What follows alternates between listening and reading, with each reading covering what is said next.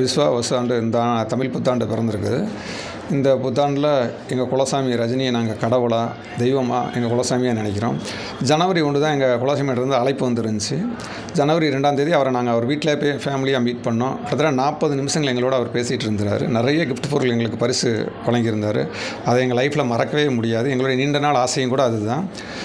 இந்த ஆண்டு தலைவருடைய 50வது ஆண்டு பொன்விழா சூப்பர் ஸ்டார் ரஜினிகாந்த் வந்து தமிழ் சினிமாவில் 1975 ஆகஸ்ட் 15ஆம் தேதி அபூர்வ ராகங்கள் மூலம் உள்ள என்ட்ரி ஆனார்.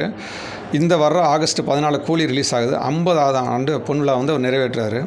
இந்த 50வது ஆண்டு பொன்விழா குறிக்கும் வகையில் உற்சவ ரஜினிக்கு திருவாச்சியும் தாராபாத்திரமும் பொருத்தப்பட்டுள்ளது. எங்கள் குலசாமி அவர் தான். அவரை நாங்கள் கடவுளாகவே வணங்குகிறோம். பொங்கல் வச்சு அவரை நாங்கள் என்ன பண்ணிக்கிற வழிபட்டு இருக்கிறோம். இந்த தமிழ் புத்தாண்டு தமிழ் மக்கள் அனைவரும் மன நிம்மதியோடு சந்தோஷமாக இருக்கணும்னு எல்லாம் உள்ள இறைவன் சூப்பர் ஸ்டார் ரஜினிகாந்தை வேண்டி கேட்டுக்கொள்கிறோம். செய்திகளை உடனுக்குடனும் துல்லியமாகவும் தெரிந்து கொள்ள சப்ஸ்கிரைப் பண்ணுங்க.